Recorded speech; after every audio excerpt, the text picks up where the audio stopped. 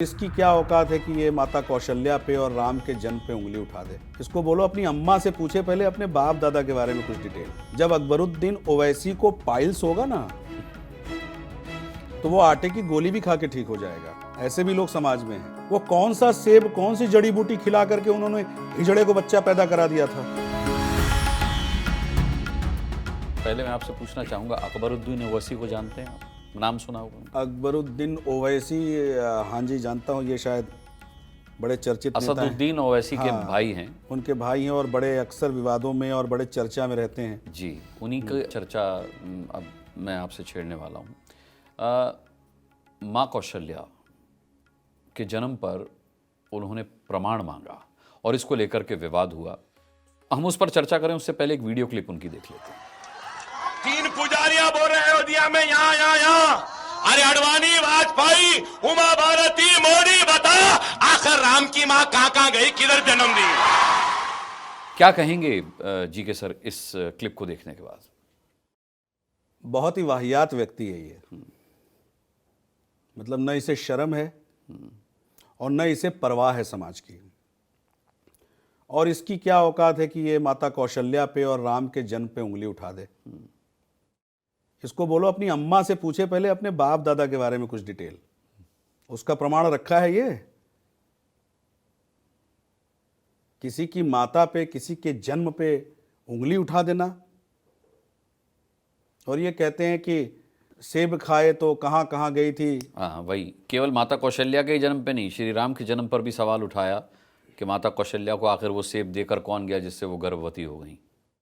तो उनसे जरा पूछो कि हज़रत मोइनुद्दीन चिश्ती अजमेरी रहमतुल्लाह अलैह, ख्वाजा गरीब नवाज साहब जो अजमेर में बैठे हैं, तो ज़रा उनसे पूछो वो कौन सा सेब कौन सी जड़ी बूटी खिला करके उन्होंने हिजड़े को बच्चा पैदा करा दिया था।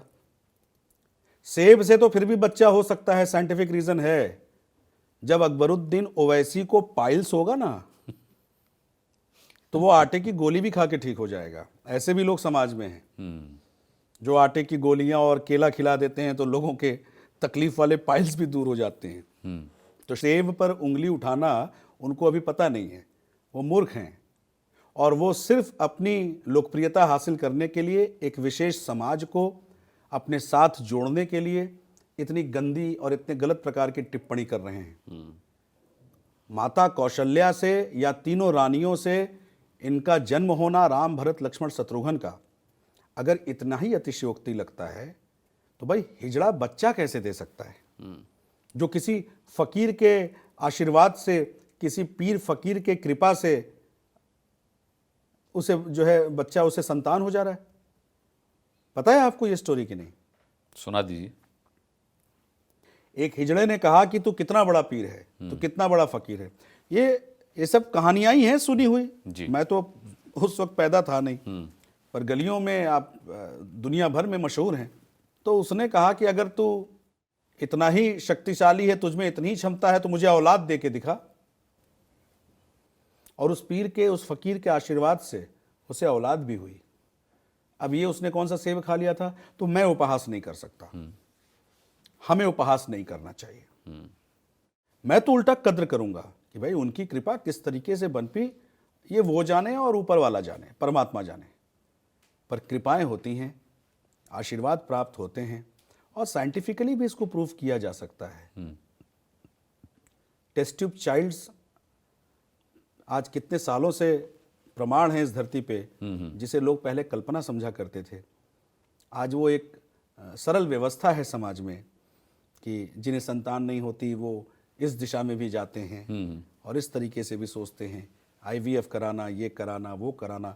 सब तकनीक, विज्ञान, अध्यात्म सब एक ही चीज़ है। ये तकनीक और विज्ञान जिस अध्यात्म से आप मांग रहे हैं, ये इसी प्रकृति से मांग रहे हैं। इसी प्रकृति में ही अध्यात्म है।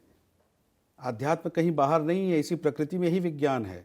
सब कुछ इसी प्रकृति में है और उसको जान लेना ही अध्यात्म है। तो ऐसे गंदे लोगों की टिप्पणी को सुनना नहीं चाहिए और इनको बैन कर देना चाहिए। अभी कहाँ है इनकी सरकार? कहाँ है सरकार और सरकारी व्यवस्था और शासनिक प्रशासनिक व्यवस्था कहाँ है? सरकार नहीं, मुझे लगता है कि जिन लोगों से बात करते हैं उनको भी इन पर बिलीव बहुत बहुत कम प्रतिशत होगा। जैसे जिन लोगों के ये वक्ता माने जाते हैं, बिल्कुल नहीं मानते होंगे।